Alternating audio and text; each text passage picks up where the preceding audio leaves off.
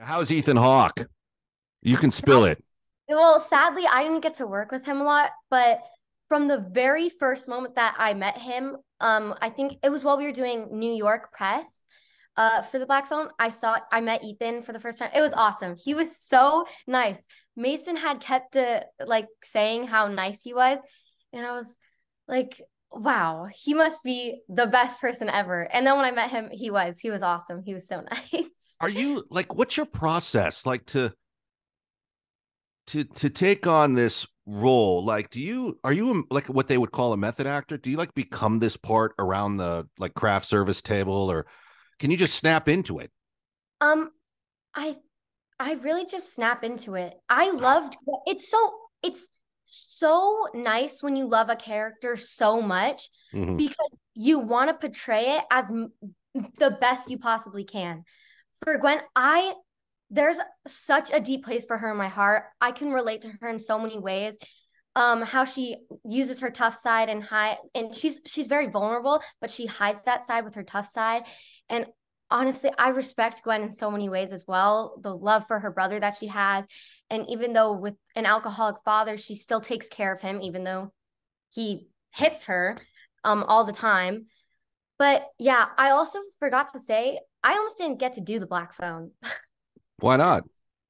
Because the show that I was filming at the time, it interfered with the shooting for the Black Phone. But and I was so sad. I was saying to my mom, what can we do to make sure that I can do this movie? And then Scott moved the movie for me. Wow. How far did he have to move it? Like 3 months, 4 months, I think. Really? That says something about you to push a movie for. I will always be grateful for Scott because if I didn't get to do that movie, I would have been so sad. Well, you're like a critical element in all this. You know, I saw it for the first time recently. I have to admit, I don't rush out to see movies about child abduction. My grandfather was chief of police in San Pedro. He was on the LAPD at the time of the Night Stalker case. And that drove most of those detectives into the ground, trying to catch that guy. Destroyed a lot of households and marriages. So, you know, these things, like, I don't really say, you know what I want to do with my Saturday night?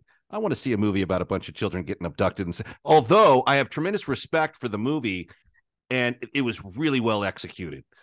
You know, so when we saw it and we saw what you did in it, we were like, oh, man, this is like, there's like an unbelievable brigade of young talent in this film. Everyone was fantastic, really well cast. So you're the smart hire, and they were wise to move. What was the show you were doing? The Sulphur Springs? Yeah, show? Sulphur Springs, Disney Channel. Yeah. And so is your mom your manager? Is she the one that had the clout to make the phone call and be like, you're pushing this movie? You know what? Pretty much. She does everything for me. Good. Like, I wish I could pay her. Well, you can. You probably can. When I'm older, I will pay her to be like my personal assistant. She already is. She's my mom. She looks after me in every way. Yeah. And let me tell you, it's a rough business, and it's nice to have people you can count on around. Your road to redemption is paved with tombstones. No quarter, kill all masters. Go to noquarterkillallmasters.com. Rated R.